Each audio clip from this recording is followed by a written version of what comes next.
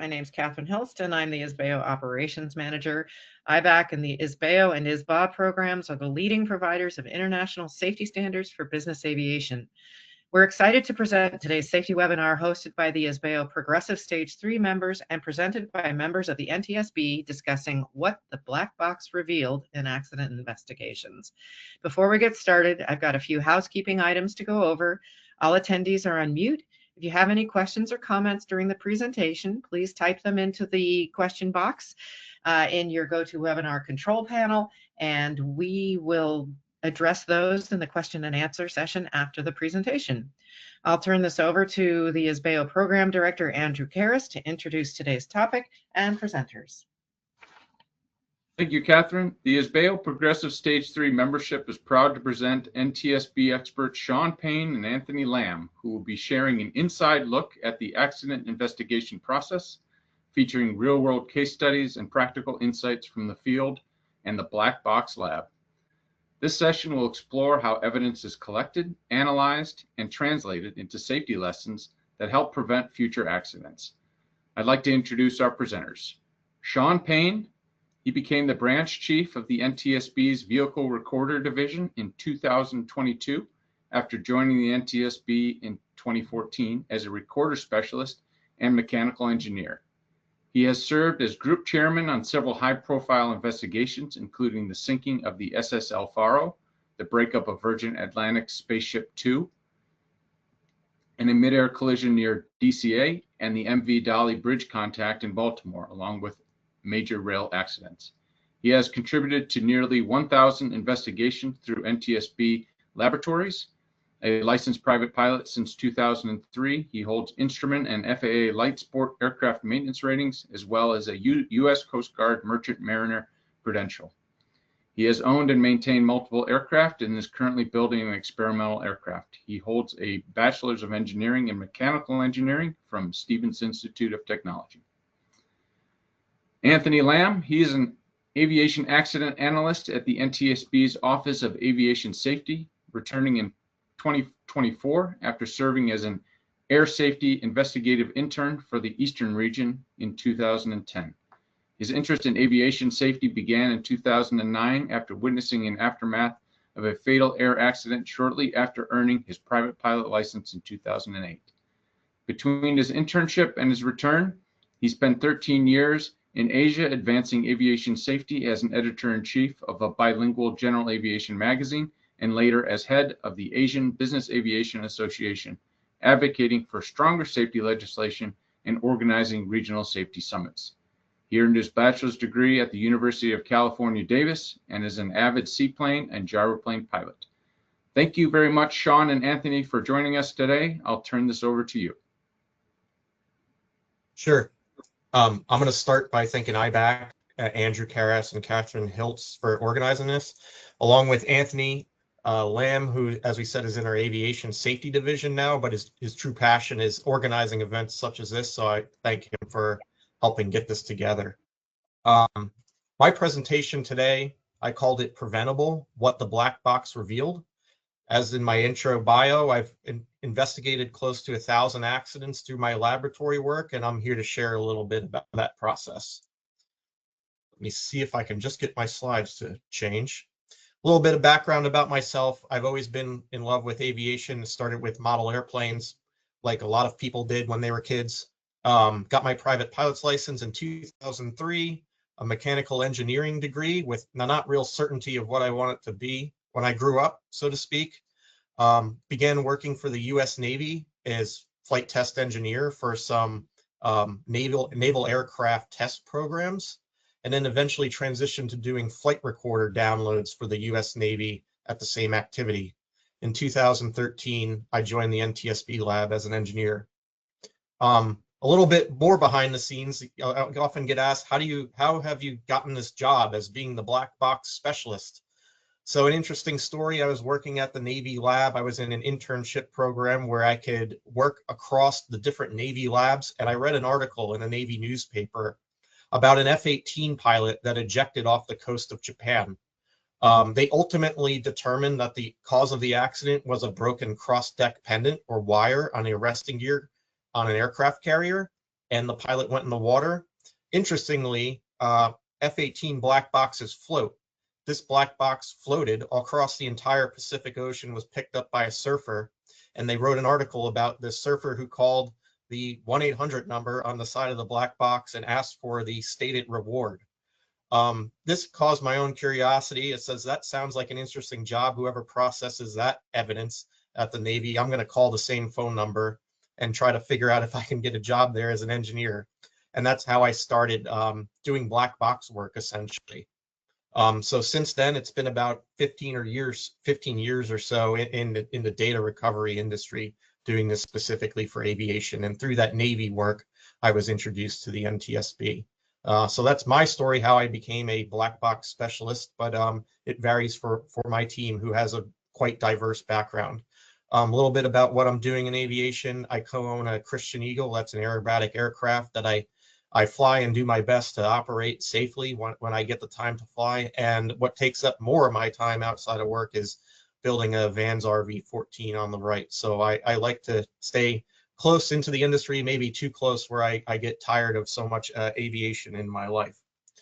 A little bit about the NTSB and who we are. I think the most important distinction about the NTSB is that we're an independent federal agency. We're totally independent of the FAA or the DOT, and we report directly to the executive branch or the president. We determine the probable cause of accidents, and we integrate safety recommendations from those lessons learned to try to prevent future accidents. We also, lesser known, conduct safety studies, and we coordinate the reach of other federal organizations to help assist victims and their family members who have been impacted by major transportation disasters. The current NTSB board is made up of 4 political appointees. Jennifer Hominy is probably the most prominent that you would see often on the news when there's a major accident. She's our chair of the entire agency. And we have 3 other appointees that help construct what we call the board of the National Transportation Safety Board. They're Michael Graham, who has a background as a Navy pilot, Thomas Chapman, who has a background in airline management, and newest member, John DeLue, who comes to us as a 787 captain and a safety leader at American Airlines. What does the NTSB's office makeup look like? Well, we have 4 regions, Alaska, Western Pacific, Central, and the Eastern region. I'm speaking to you here from our headquarters in Washington, D.C., in the blue Eastern region. But our field investigators are distributed across the United States, and this is roughly the regional distribution they have. In other words, if there's an accident in those areas, they respond from that central office to those areas. A little bit about our investigation process. You're most familiar probably with the quote GO team, who are the folks that travel to the scene at the time of an accident. And they're here to collect perishable evidence and anything that could disappear at the crash site in due time. I'll get more into that process later. We then conduct a fact gathering exercise in which we're required in the first 30 days of an investigation to issue a preliminary report. In some cases, as you've recently seen with the mid-air collision of the CRJ and the Black Hawk helicopter over the Potomac, we can hold a public hearing. And we hold our public hearing here in Washington, D.C., and we use that as an opportunity to put evidence on record, interview witnesses in a live format, and generate more investigative material that otherwise probably could not be collected outside of an official deposition. At the end of this process, which we target for major accidents between one year and 18 months, we will have a final board meeting where the staff releases their findings to the political appointed board members of the NTSB. We come with conclusions, a proposed probable cause, and safety recommendations. The board members then vote to adopt this cause and whether or not they see fit to interject any changes or modifications. At the end of that process, we issue the final report somewhere 2 to 4 weeks after the board meeting. And again, with the Potomac mid-air collision recently in everyone's minds, we strove to hit this target in 12 months, and you would recently have seen that our final report wasn't published and was can be downloaded from our website. As I said, this investigative timeline, we shoot for 12 to 18 months for these major hearings. And what I'd like to say is the follow-on work that you don't hear about that really takes a lot of my time is tracking progress of our safety recommendations. So the NTSB, we have no regulatory authority. Our only authority is basically the trust the public puts in us to understand our findings and find them factual. We are then responsible for tracking the progress of these safety recommendations, which could take a decade after the accident and something to follow up. What do we do on scene? We like to say we do 3 things on scene. We look at humans, machines, and the environment. So we're there to document what I said earlier is the perishable evidence. So we're looking at humans, we're looking at interviewing the folks, if there are survivors, talking to them, assessing their psychological or physiological state and human performance. For the machine, we're looking to just document any mechanical failures, the wreckage itself, even the management of the company or the organization of the operator in this instance. And then we're last looking at the environment. So that could be airport infrastructure issues or weather. A lot of accidents, of course, are related to weather, and we have multiple meteorologists on staff to look at that information and give us critical information at the time that the accident occurred. We have only a focus on safety. So NTSB investigations are not punitive. We don't determine blame or liability. And while we assist law enforcement, we do not solely investigate intentional criminal acts. So acts of terrorism, intentional aircraft accidents, we will assist our federal partners and provide them expertise where necessary. So as it's stated in my intro, I work in the vehicle recorder laboratory. I am the branch chief. It includes 3 supervisors essentially and 14 engineers. Our background is interdisciplinary, we like to say. We're split up between electrical, mechanical, aerospace, and computer engineers. And that includes a handful of pilots and 1 boat captain, which is myself.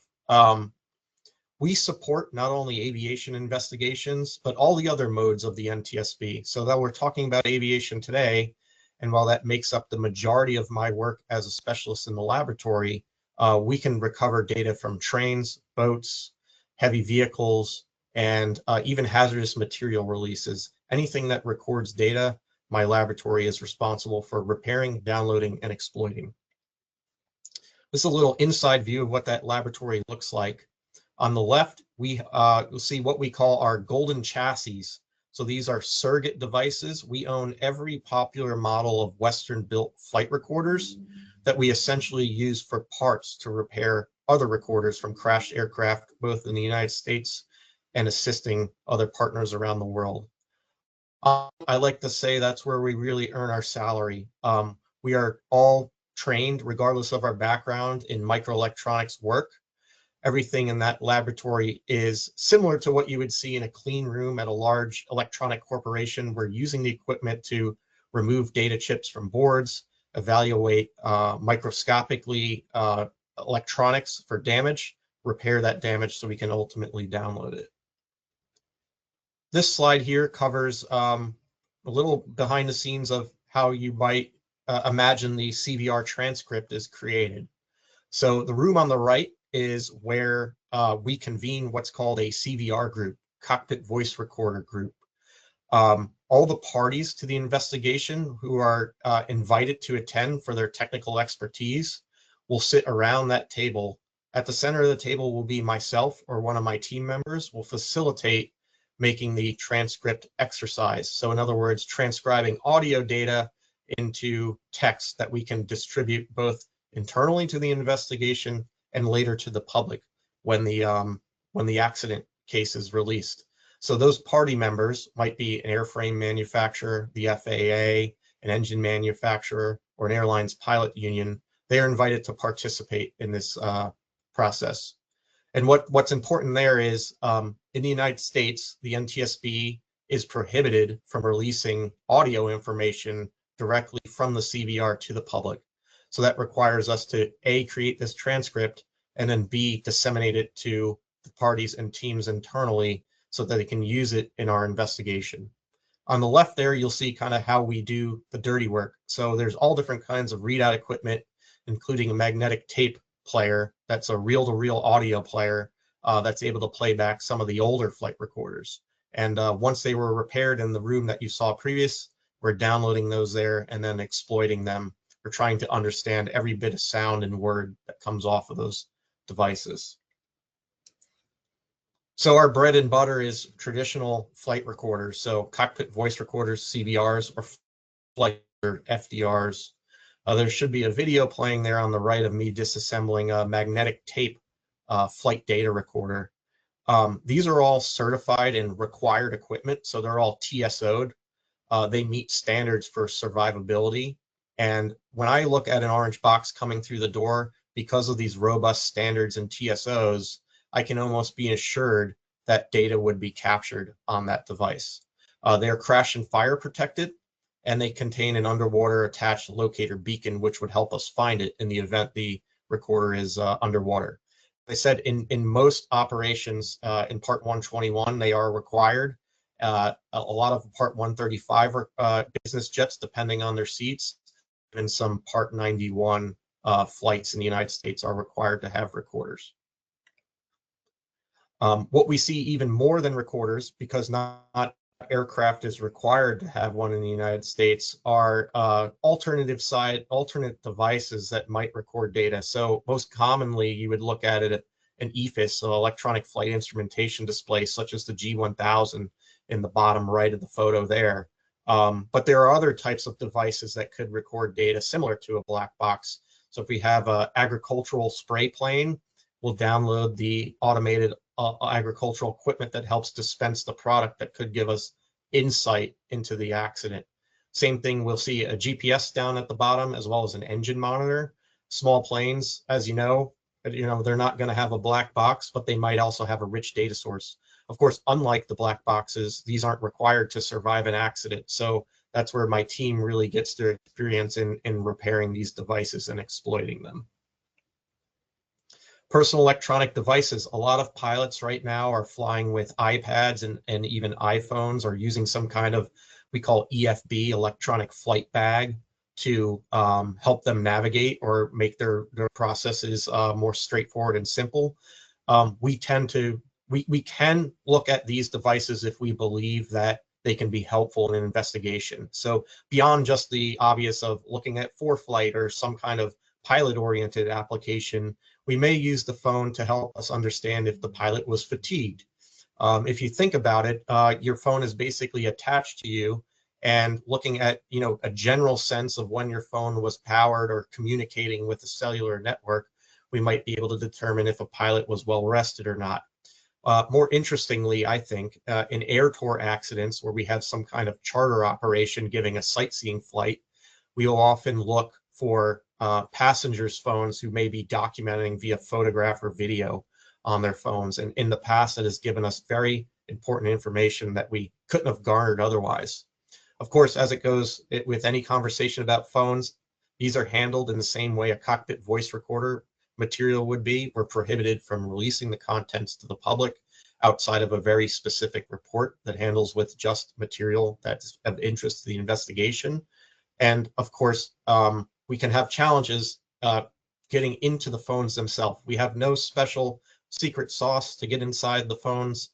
We will often work with family members of the fatally injured passengers or flight crew to help obtain information about understanding what's on those phones.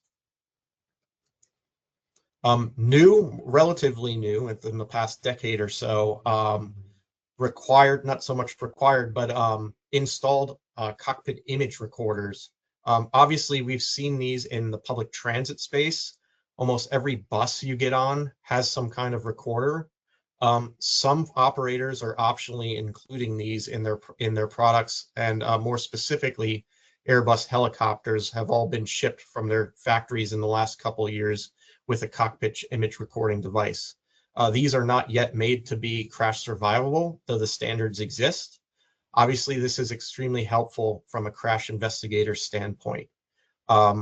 We can even look for beyond cockpit cockpit image recorders, security camera footage, which I'll discuss in one of the case studies today, as well as we said personal image recorders or phones, as I suggested earlier, as passengers recording flights. So any type of evidence we could get, if it's electronic and recovered from the accident site, could have our golden ticket for understanding what happened in the investigation. So how do we get the data? How does the lab actually work? Well, the obvious reason is we look at it. If it's undamaged, we plug it in and download it using the manufacturer's normal procedure. That can also be challenging, even if the device is undamaged. A lot of stuff we work with in aviation, as you know, are legacy equipment, and it's hard to find cables and things of that nature in manuals. So over the years, we have developed processes to work with these devices, whether they're damaged or undamaged. The next level of damage, we'll call it using a surrogate unit. So I showed in the previous slide those golden chassis. So those were exemplar flight recorders that are basically factory new, that we take the memory from damaged flight recorders and transplant. So I like to say we trick those flight recorders into believing they were the accident aircraft. We plug in the memory after we've checked it out, and we do a normal download as if you were maintenance personnel. That happens quite often here in our laboratory. The hardest type of recovery, which is not pictured here, would be doing what we call a chip-off repair or board rework. So in those investigations, maybe the device is too damaged to even plug into an exemplar unit. We have to physically remove the memory chips from the board, do a lot of complex soldering, and get them to a state that we can either, transplant back into another flight recorder or individually download the memory chips themselves. And the hardest part of that process can be going from a raw data read of a chip to something that makes sense, like flight data or audio, which is not always an obvious process. So the core of my presentation, I'm going to discuss two accidents that, although very different aircraft, shared some distinct similarities. One was the crash of a business jet that occurred in 2021 in Farmington, Connecticut. And the other was a crash of a turbine high-wing bush plane that occurred in Lewiston, Idaho, also in 2021.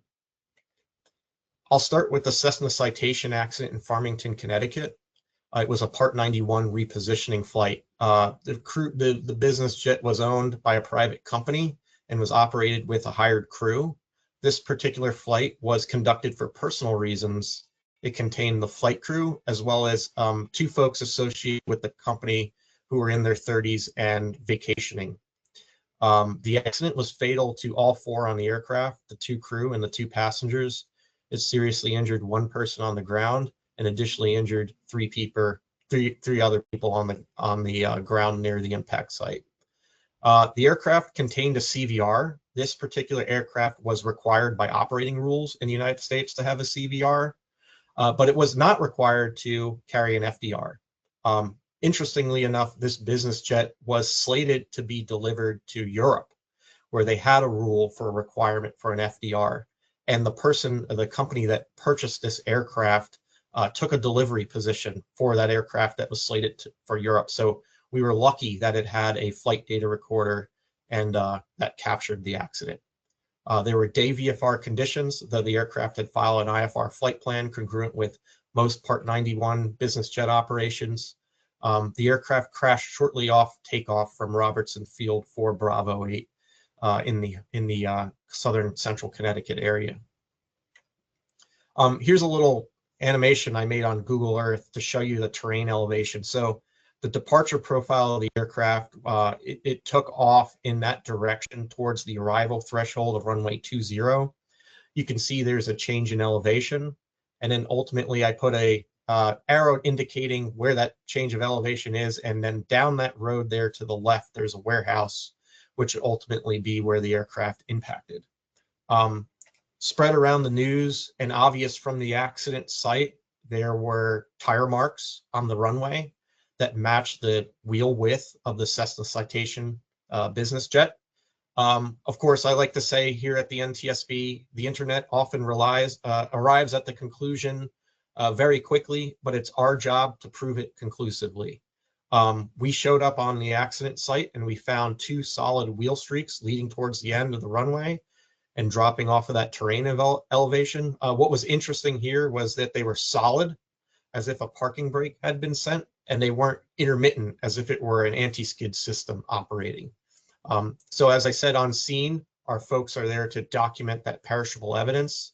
This would be some of that perishable evidence. In the next slide, you'll see we collected a security camera video. This is just off of the arrival threshold of runway 20. You see the business jet in a sharp 90-degree bank roll with its right wing on fire. And in the bottom photo, you see its subsequent just prior to impact before a warehouse area and parking lot. So my job as recorder specialist is to sometimes visit these scenes and collect information such as security camera footage so we have the best possible video to work with post-accident.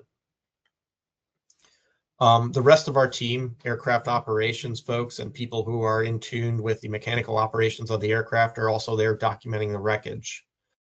On the left, you'll see something that might be familiar to citation operators. That's the cockpit parking brake handle. It's a plunger style, similar to many other Cessna products, in which the pilot would apply the brake pressure with their feet and pull the parking brake handle out of the panel to activate it. We note there that it's in the extended position, and it would have been congruent with it being set. On the right is ultimately where that cable attaches to. It's the parking brake valve, which is also documented there on the right, being in the set position. So that was interesting to us. My job back at the lab, of course, is to download the CVR and the FDR of this aircraft. And on the left there is an actual photo of this cockpit voice recorder, and on the right is what is inside of it. That iron dome, I like to call it, it's made out of a hardened steel, is what we call the crash survivable memory unit, and its only job is to protect that memory puck on the right, which is a stack of memory chips from fire, impact, and all types of fluids. It worked in this circumstance, and as you can see, was built to a robust TSO, and that memory chip was mostly undamaged there on the right, which is meant to burn away in a high temperature fire. So I've replaced the cable on this recorder, and we downloaded it using a golden chassis, as I showed you in the earlier slides. What did that reveal for us? The CVR transcript we put out, like many of you, when a CVR transcript comes out that I'm not involved in the case, I often flip to the back. That is what I like to say usually gives us the what happened.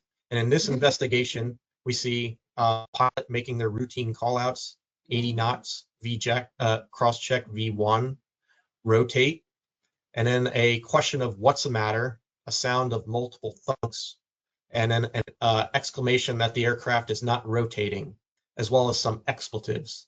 A little bit behind the scenes with the transcript and how we do it. -1, so hot 1 means hot microphone 1 belonging to the captain, whereas hot -2 would be hot microphone number 2 belonging to the first officer.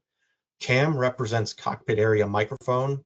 That's the microphone typically in the overhead panel or the pedestal of the aircraft that records all sounds of the aircraft cockpit.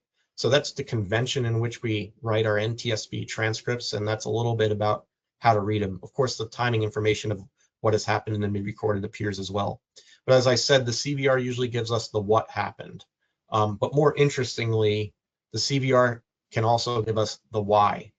And in this particular flight, the business that operated the jet was using it for mostly short hops around the New England area. The CVR recorded 2 hours of information, and that recorded at least 3 previous flights of either the accident flight crew or a crew that contained one of the accident pilots. And I think that really gave us the why in this accident. So I've highlighted some things here. I'm going to read them. We found that in those previous flights, the crew operating, with the exception of rote call-out items such as calling for gear or flaps, there was no verbalized checklist noted. Additionally, there were no crew briefings noted, including takeoff or landing briefings, and no discussion of aircraft performance or takeoff landing distance calculations. And the authors of this report, my group, my party members, came up with this statement to describe those previous flights. And we felt that overall, there were no obvious indications from the recorded audio during the previous flights that the flight crew followed any conventional standard operating procedures. So essentially, to put it in plain English, with the exception of calling some rote items such as gear up, flaps down, there was little to no indication that any of the previous flight crews or the accident crew on the previous flights used the checklist. Of course, on the right, I've copied a checklist from the Citation 560XL, which was involved in this accident. Interestingly enough, it shows there is a section there for brake release. It doesn't specify parking brake release, but there is a checklist item there on the checklist for 2 different types of takeoff that would have required the crew to release the brakes, and a little bit more on that in the coming slides. The NTSB looked at other events that occurred with either a fully set or partially set parking brake. 2 of those occurred internationally, and 1 of them occurred in Oroville, California.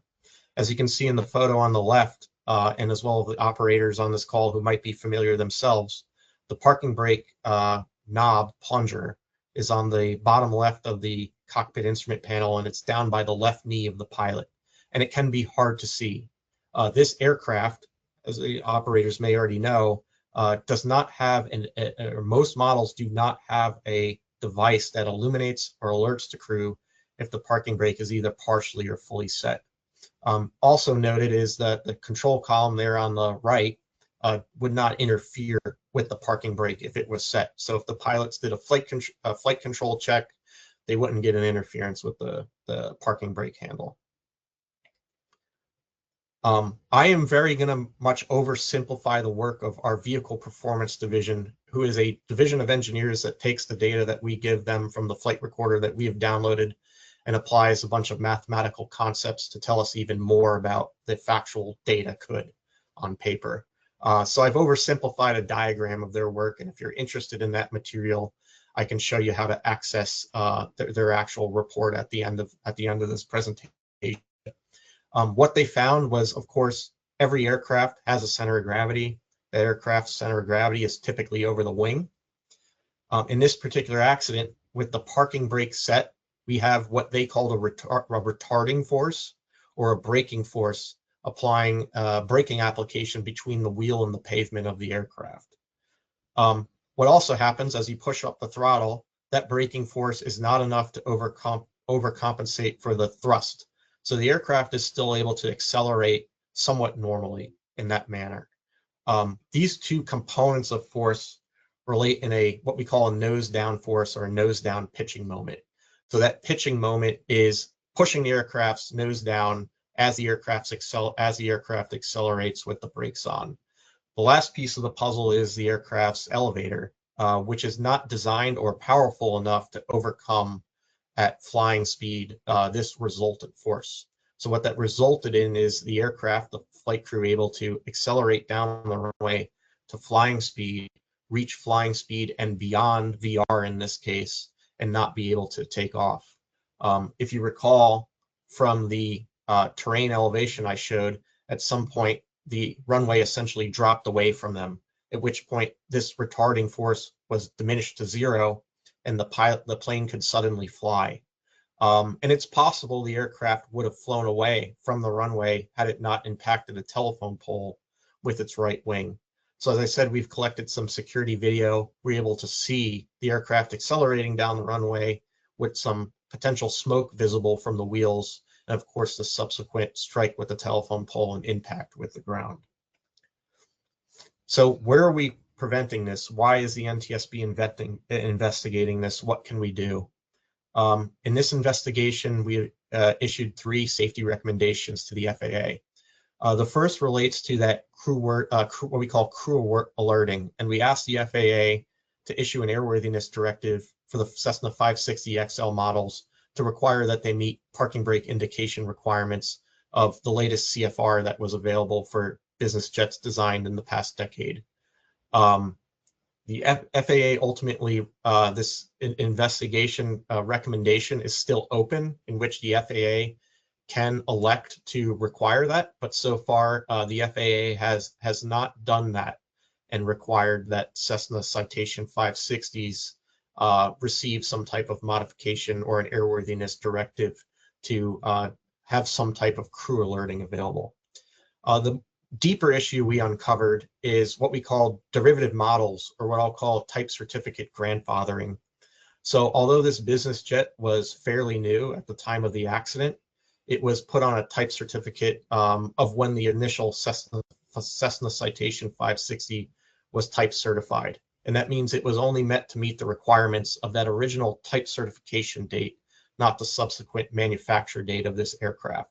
So that aircraft could be manufactured in a modern age with modern standards available, but only required to meet the standards at the time it was type certified. So similarly, we still have this investigation recommendation open with the FAA, and it's currently also in the open unacceptable response. The third recommendation, which there was some action taken, was on the checklist. So recall that we showed in the previous slide, there was an item to release the brakes, but it didn't specify if it was the parking brake or to verify that the parking brake was released in a subsequent second checklist item. So we asked the FAA to ask Textron to require this on their 560XL checklists. And although the FAA did not require them to, Textron voluntarily updated their checklists to include this for all 560XLs. And we'll classify that as what we call an open acceptable alternative response, meaning that the FAA did not do what we had asked them to do, but the manufacturer of the aircraft voluntarily responded in a way that acceptably met the intent of that recommendation. So here's the probable cause, and I like to read it verbatim because it enumerates a number of things that we found. NTSB determines the probable cause of this accident to be the pilot in command's failure to release the parking brake before attempting to initiate the takeoff, which produced an unexpected retarding force and airplane nose-down pitching moment that prevented the airplane from becoming airborne within the takeoff distance available and not before the end of the airport terrain. Contributing to the accident were the airplane's lack of a warning that the parking brake was not fully released and the FAA's process for certification of derivative aircraft that did not identify the need for such an indication. So that's a little behind the scenes of how we conduct an investigation and the whole process of not looking at the what happened, but understanding the why, and then subsequently the pertinent safety recommendations that we issued here that we hope would have action to prevent future accidents. The next accident is a totally different type of operation, totally different type of aircraft, but shares some similarities. And I chose this because it hammers home the professional discipline we must have at pilots at all times to conduct our operations safely. The NTSB doesn't release pilots' names, and I didn't include it in this presentation, but in the flying community, most pilots would know who this was. It was a very well-known high-time F-14 pilot who routinely flew nearly 1,000 jet warbird airshow demos across the United States, as well as I understand, did a lot of the stunt flying in the original Top Gun movie. He was the chief pilot of Draken International, which is essentially a privately operated military-oriented training enterprise that supplies adversary fighters to our U.S. Air Force, Navy, and Armed Forces. This particular flight was conducted as a Part 91 personal flight. It was day VFR with no apparent weather anomalies. The pilot controlled, the plane departed controlled flight on takeoff. It was fatal only to the pilot. And while we didn't have any flight recorders or any type of data recording information on this aircraft, we did have some security camera footage, which I'm going to show you. So as I said, sometimes this is all we have to go on. And in this case, this was what captured the accident. I should be playing here. Might be a little choppy over your internet connection, but I've zoomed in on the aircraft to show it departing and subsequently losing control immediately on takeoff and ending just short of impact. As you can see, clear weather, no apparent anomalies or anything being lost from the aircraft while it was in flight. On the left, an exemplar photo on the aircraft, and of course, our photograph from our report in our wreckage scene. Similar to the other investigations, that security video was available to the public, and the internet liked to jump quickly to a conclusion. And I like to say again, it's our job now to prove it. In the right here is from our final report. It's our control lock installed in an exemplar SM1019B. As you can see here, it reaches down below the stick to the rudder pedals and secures the stick and the rudder pedals in place. In the next slide here, you'll see what we call a visibility study. So we've installed the control lock, put a hypothetical pilot in the pilot seat, and you can see that the control lock is nearly invisible to the pilot while he or she is sitting in the aircraft. And unlike other aircraft that might have a flag or something else to alert the pilot that a control lock's in place, this was simply just a red metal bar. Our materials lab in this case was the engineers required to do the quote proving. So in our sister lab, the materials engineering investigation, they can look at all different types of witness marks, material defects, and other paint transfers, this kind of thing, to understand, was there a problem with the control lock itself? Was it properly installed? And also, how did it impact the stick during the accident sequence? That's a photograph from the materials report, which is available in the public docket for this investigation. Interestingly, we interviewed the pilot's wife. The pilot's wife was also a pilot, and she was at the airport that day with her husband. She departed the airport before he pre-flighted the plane and before he had the accident. She said that normally he would have pulled the plane out of the hangar and he would have performed all his pre-flight checks on the outside of the aircraft first, and then he would have gone in the cockpit and complete his pre-flight checks on the inside of the aircraft. She stated that normally he was methodical and slow, and she was surprised that he would have performed all the checks as he normally had done before he departed and crashed by noon that day. She said her husband liked to get up early and take short flights. He had about 22 flights in the accident aircraft. Further from the docket, the checklist there on the left showing the pre-flight procedure, item number 4, to remove the control lock, or as it said, disable it. So I'll read some things in the highlighted material here. And what's interesting is she knew enough about his routine to know that based on the time he got to the airport and by the time he crashed, that it probably wasn't about the expected duration that she would have thought it would take him to complete his full normal pre-flight activity. Says there was no video evidence otherwise, so we didn't get a second security video showing him arriving at his hangar, but there's no evidence to provide insight into duration and scope of the pilot's pre-flight. We had to simply go on when her testimony was that he arrived to the airport and when we knew the accident happened. We felt that his lack of pre-flight control was uncharacteristic given his extensive flight experience, and we were never able to determine the reason he did not do the flight control check. While the omission of the control check is consistent with a pilot rushing or distracted, the short duration from taxi from the area of his hangar to where he took off would have reduced the pilot's opportunity to detect this error. The investigation was not able to determine the reason he did not perform the pre-flight. Had the pilot completed a functional check of the flight controls before initiating the takeoff, the presence of the control lock would have been detected and the aircraft accident would have been prevented.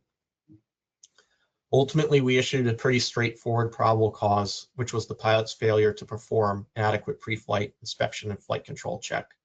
And I think I use this pilot as an example because he's so well known and so likely to be looked at in admiration by other pilots that we are all humans, and despite our experience, we need to follow our procedures and never deviate from what we were trained to do. So what was common between these two flights? Both pilots had the required experience and skills to operate the aircraft. There was no extraordinary time pressure to conduct either flight. The weather was good in both situations. Both planes were mechanically sound, but both pilots failed to follow a simple procedure to follow the checklist. Of course, a lot of us in aviation have seen this slide. It's James Reason's Swiss cheese model. On the left of the slide, in other words, the first earlier Swiss cheese slice might be something like an operational control or an engineering control, or how the aircraft's designed. The second slice might be, decision making based on the weather or best practices on when and how to fly the aircraft. And I like to say the final slice is often where we fall as pilots or operators, is we're the last opportunity we have to avoid the accident and stop that error chain. And when I talk to pilots, I like to remind them of that, is that our industry is built on safety with perhaps hundreds of these cheese slices in place, but it's up to us as the operators to be the last line of defense and to put that final check in place. I'm a big airshow fan, and while I like watching the airshow performers perform, I also like watching them prepare. As well as I fly aerobatics myself, you'll see aerobatic pilots do extensive pre-flight checks, not only the aircraft, but along with their flight crew personnel, check the aircraft out, but go through their routine one by one. And this is maybe appropriate for an aerobatic pilot, but it's cause for us other professional pilots to maybe put it in context of how we fly. At Oshkosh 2022, we invited Michael Goulian, who was the airshow pilot in the previous slide, to speak with Member Graham, one of our political appointees, to give outreach on safety to pilots attending Oshkosh. One of the things I wrote down that Michael said from that outreach activity was, I do everything the same every time I fly, no matter if I've done that show 100 times a year. I can almost repeat Michael's performance in my mind because I've seen it so many times, and it's easy to think that he can just go out and have it memorized better than any of the people that watch it. But you go out and see someone like that at a show who has a commitment to professionalism and the understanding that they're doing a high-risk activity, to repeat that performance every time before they fly on the ground. And I spoke to Michael about this at that presentation, and he was very adamant that although if he detects a problem in pre-flight, it might not stop him from flying, but it'll cause him to take a moment and step back and look at whether or not he's about to do something unsafe. And having watched a number of airshow performers throughout my lifetime, there's a number of them who have passed away in airshow accidents. And I think it's a testament that he's been flying so long that he is able, to say these types of things and mean a lot by them. Another along those lines brought up in that presentation, Member Graham put out a quote who he attributed to Charlie Precourt, who is a NASA astronaut. He said, "Stop and wind your watch." It's become kind of an aviation quote that's universally kind of spread around hangars, but it also has been applied to many other activities. And I think it's a good reminder for us to recognize what we're doing is dangerous, slow down and stop, and basically follow our procedures. In the same presentation, we went over Robert Sumwalt's quote, who is a long-standing NTSB chair and probably the best known of recent history. He said, "Professionalism is a trait to which every pilot should aspire, whether or not he or she plans to earn a living in the air." So I know many of you on the line are flying professionally for pay, but a lot of pilots we talk to are flying for fun. And I think the motto or the theme we like to promote is that everyone, regardless of your type of operation, can strive to the standards of professionalism and discipline. Kind of another well-known hangar, thing you'll hear around, flight schools is the next line there. "The professional pilot treats every flight as if it were a check ride, and the FAA inspector was in the right seat." Of course, I don't mean to take this literally, but I remember myself when I took check ride, and most prominently in my mind is a memory of doing my instrument check ride about a decade ago. The amount of preparation and as much as I was trying to be sharp for the examiner, and is it something that I've been able to replicate since? I'm not sure, but when I go out and I try to, fly, especially if I'm flying an instrument flight plan, I bring myself back to that moment, and I like to recognize there at the bottom, I said, have you ever tried to conduct a perfect flight? Or have you ever tried to fly to that standard that you did when you were in school or when you were getting checked by either a DPE or a check airman? It's hard. It's a very hard thing to do. So if you ask me, in my professional opinion, it's not statistically speaking, but what do I hear on the CVR when I conduct an investigation is I often hear that lack of professionalism, discipline, and lack of cockpit resource management. And I think if you had to ask me if one thing that contributes to an accident, and of course I have to recognize that as an investigator, I'm often seeing the worst of the worst, but I feel as pilots, if we can reinforce our own knowledge of how to act professional, how to be disciplined to our checklist procedures, I'd have a lot less work to do here in the lab along with my colleagues.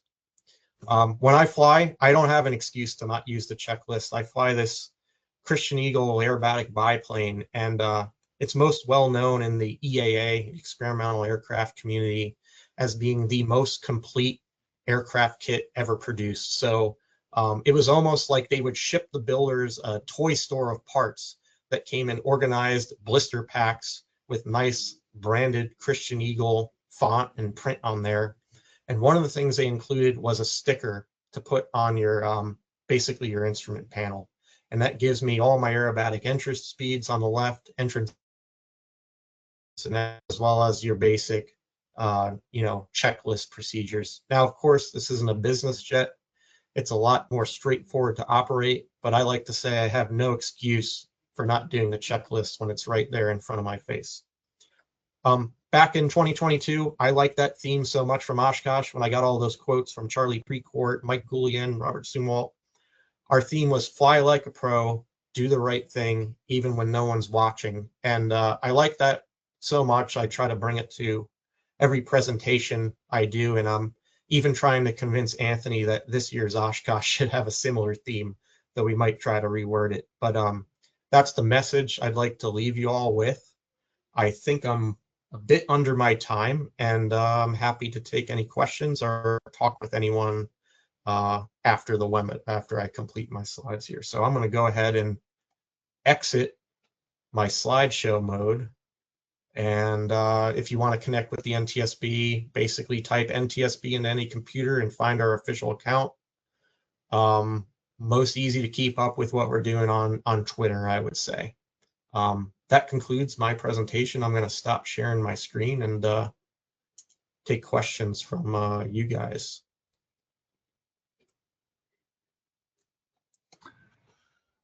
Hey, thanks, Sean. Just before we get into the questions in a minute, I wanted to also flag your attention for all of you to a product that I think we have that can sometimes be overlooked. And we got YouTube now, we got LinkedIn, we got all sorts of social media. Very fast-paced media. But if you're looking into things like recurring trends, safety risks, we have a great resource. If you go to our website and you go right in the middle on top, it's called Advocacy, and then you point to safety alerts. That's the first link under Advocacy. Go to Aviation, right? And it's essentially, excuse me, a collection of recurring accident trends, safety risk that we have compiled and highlighted. So for instance, if there are multiple accidents in a given time where they're pointing to the same issue, we'll look into creating a safety alert for that. So this is separate from our final reports, our safety recs. This is a separate product. It's our safety alerts. So anything that caught our attention, if it's biz jets related, for example, I see ones on circling approaches, ones on jet fuel contamination.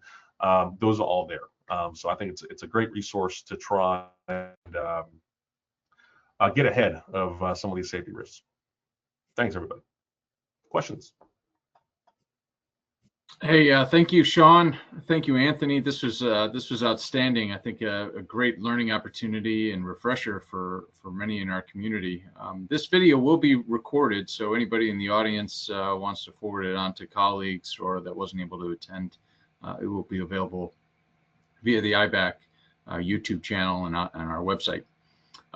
We just had some questions that came in from the chat, some to myself and Catherine directly, but the first one that came into the the question thread here is regarding flight recorder training at the NTSB Training Academy. Is that still going on? Do you guys have opportunities for the public to see some of these, see some of the work you do live in person?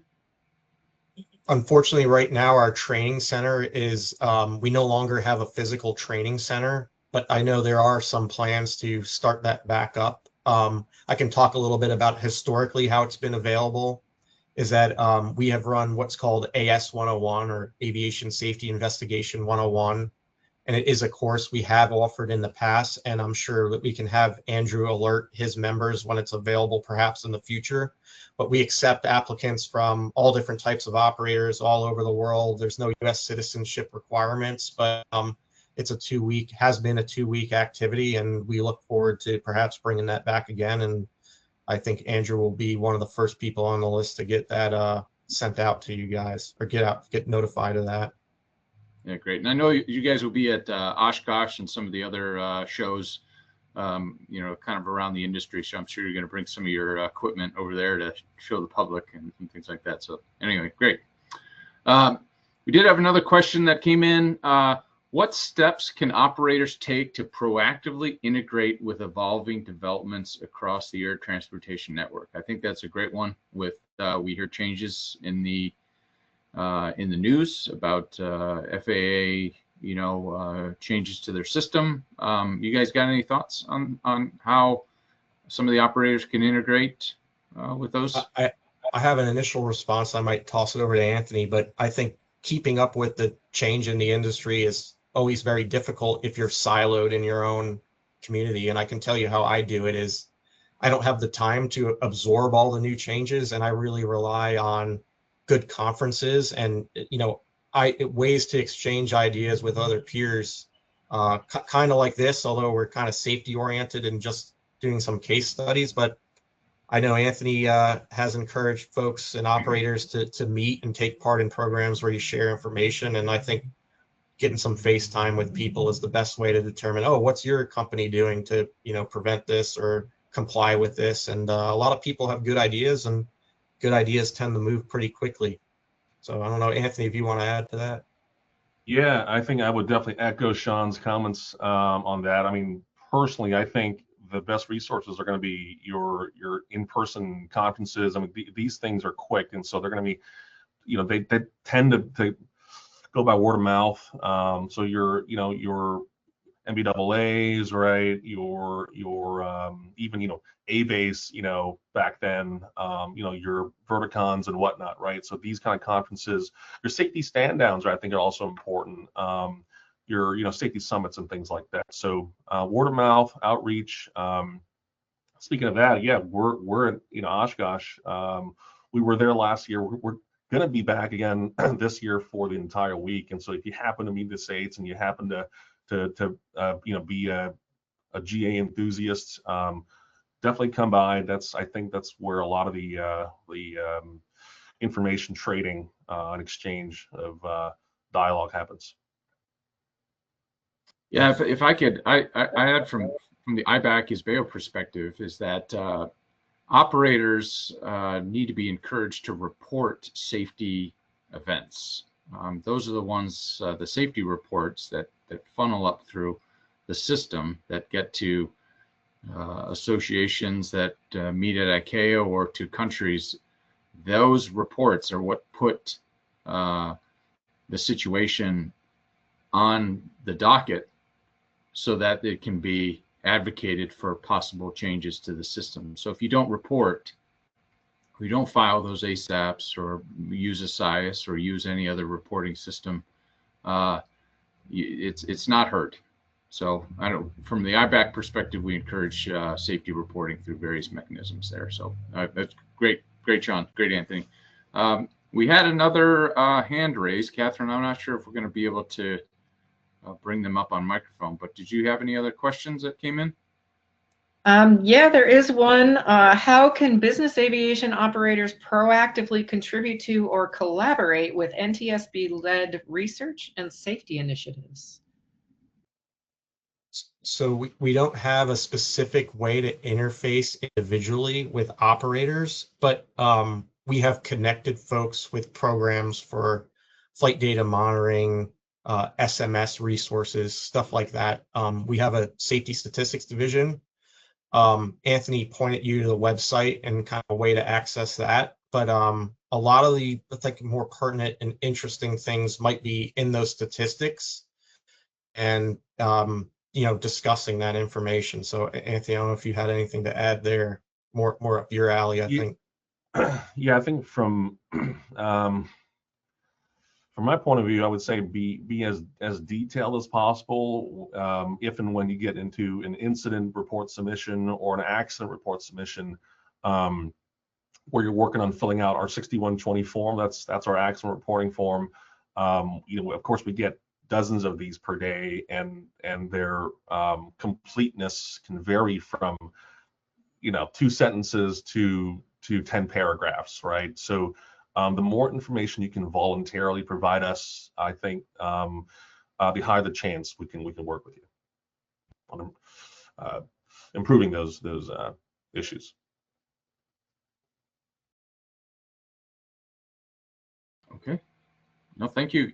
Thank you, Sean. Thank you, Anthony. That's all the questions that we had. And just wanted to reiterate our appreciation for you guys volunteering your time to present this to us, working with IBAC and the IS-BAO program again.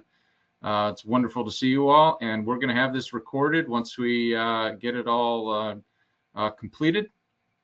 We'll send a message out on our social media and our network to have that viewed for anybody that wasn't able to attend. So thank you all for doing this, and hope you have a great day. All right. Thank you for hosting. We appreciate the opportunity to speak. I'll see you guys around. Thank you. See you. Thank you so much.